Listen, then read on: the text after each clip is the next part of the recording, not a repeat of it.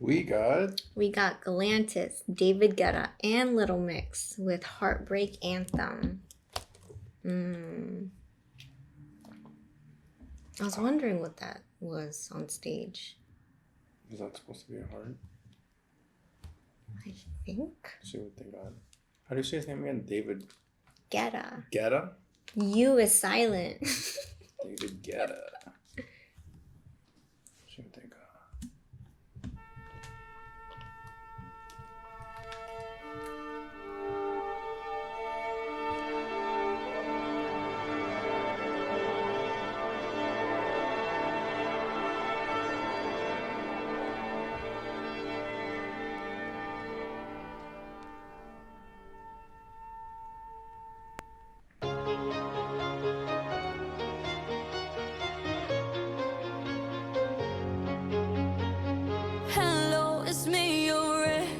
I called to say not sorry, but I wish you the best. And I don't hold no grudges, promise this ain't a test. We okay, we okay. Sometimes it works out, but sometimes it don't. Maybe we'll fix this, or maybe we won't. Sometimes a heart can sink like a stone until you find home. This ain't a heartbreak anthem. I don't care what happened, but I ain't got no time to dwell on it. Don't wanna throw a tantrum. You did what you had to. No, I ain't got no time to dwell on it. And I don't wanna feel hollow. Chasing you and me, chasing only these shadows. This ain't a heartbreak anthem. I don't care what happened, but I ain't got no time to dwell on it. This ain't no heartbreak anthem. This ain't no heartbreak. This ain't no heartbreak. Yo, when was this song? Like a year ago. I love their approach on this because like normally a lot of songs kind of promote that heartbreak feeling of like sadness and like anger and stuff like that. But I love this approach because there's really always another way of looking at things. There's always another way of handling a situation. And this just goes to show like how strong they are. I really think that they are like this in real life. Because otherwise, like, how would they have created this song with these lyrics? Yeah, I like the message behind it because it's essentially saying like push forward. Like I don't have time to dwell on it, right? So I'm not gonna sit there. I'm not gonna like ruminate on the idea of the breakup. I'm just gonna like push forward, you know. But I also think there's value in like sitting in it. You know what I mean, and kind of like analyzing what happened. But there's definitely I like the approach where you kind of push forward.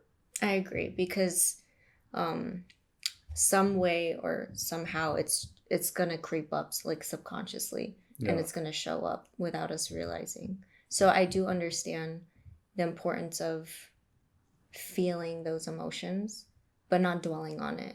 So that's why like I love her verse about whatever happened. So she realized the situation, but instead of dwelling on it, like she says, like she moves on from it. Yeah, because I mean, you have to find that balance of like accepting something that you can't change, but at the same time understanding what happened. Like I feel like you never want to push forward in a sense of like you didn't learn from what happened at all, you know. So like you don't dwell on it, but you do put some thought into what happened. You accept it, you know you can't change it, and then you push forward. Yeah, because otherwise it might happen again. Right, exactly.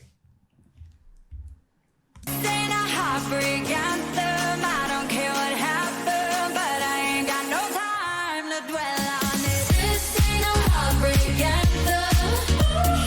This ain't no heartbreak. This ain't no heartbreak. This ain't no heartbreak anthem. No heartbreak anthem. No heartbreak anthem. No heartbreak. Hello, it's me, your ex. I didn't wanna call, but there's this pain in my chest. And thanks to you, I'm wearing out this bulletproof vest.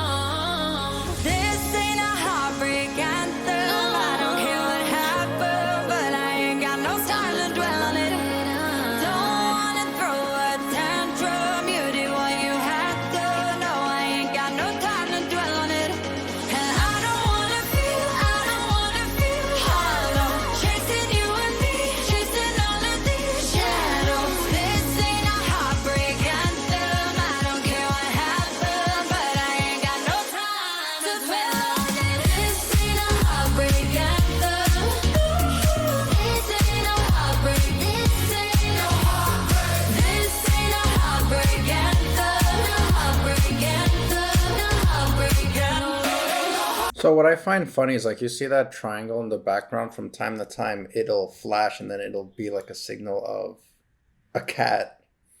I think that's Galantis. Oh, is that what that is? I don't know. For some reason, I really think that that's associated with Galantis because the triangle looks very familiar. I see.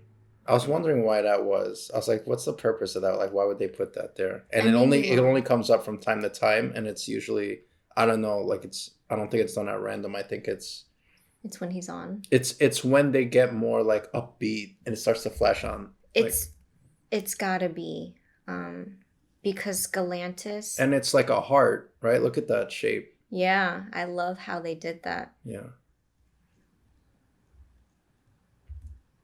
All right, you're ready. I think it's really interesting how they're on this stage. They have wings, kind of like an angel, but also like a bird. And the phrase that they use, like, I don't want to feel hollow. And it's ironic because I believe birds have hollow bones. I see. And so it's interesting how they use that line. I mean, with the wings can symbolize a couple things. So, like, when you have wings, like, it can symbolize, like, that freedom, right? That freedom to be able to fly. Because when your wings are broken, you can't fly, right? It's similar to, like, a heartbreak. It's hard to fly. So when you recover from that and you recover your wings, you're able to fly. You're able to kind of, like, move forward. And, yeah, I think that's a good symbol of, like, getting past what happened. A full recovery, right? You're able to fly, you have your freedom back. But then also, like, they have this angel-like image. So it's interesting. This ain't a heartbreak anthem. This ain't no heartbreak. This ain't no heartbreak. This ain't a heartbreak anthem. No heartbreak anthem. No heartbreak anthem. And I don't wanna feel hollow. Chasing you and me, chasing all of these shadows. This ain't a heartbreak anthem. I don't care what happened, but I ain't got no time to dwell on it. And even the rings that they dance on, it's the rings that you'd sometimes see in a bird cage. I see. Yeah. Yeah, I think you're right about that cat being the Galantis representation. Yeah, because I just Googled, like, quickly, and the covers are, like, sometimes, like, owls merged with, like, a triangle. So, Is that like his signature logo? Oh, yeah, absolutely. yeah, they're two guys, looks like. They're Swedish.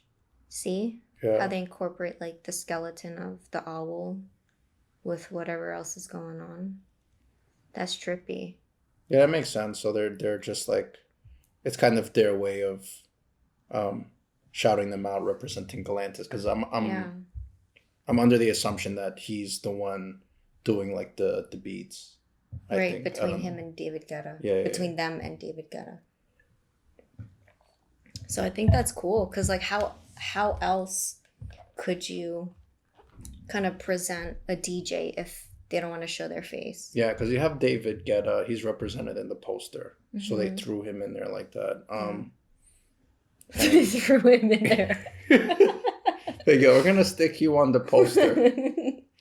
No, I love that you even caught that because I was so focused on Little Mix, I wasn't noticing the background. Yeah, because a lot of times, like the David Guetta videos I've seen, like he's usually physically in the videos, even if it's not for that long. Where here he wasn't, so they just represented him like in the poster. I love that about DJs. DJs come off as really humble, where like they don't want to show their face. Yeah, I mean the one thing with DJs, I feel like their work speaks for them, right? Like the beat, the instrumental is a vital part of a song. Like I've heard songs where I couldn't care less about the lyrics, but the beat was so good. Like I enjoyed the beat so much that I could have listened to it like even without the lyrics. I used to love listening to just like instrumentals, you know, so they play a key part in a song being good or bad. Because I've also heard songs where I didn't like the beat, but the lyrics were fire, and I was like, I wish this lyrics was on a better beat. Yeah, I know what you mean. For me, when a DJ mixes a song, it's the combinations that they create. 100%, yeah. Oh,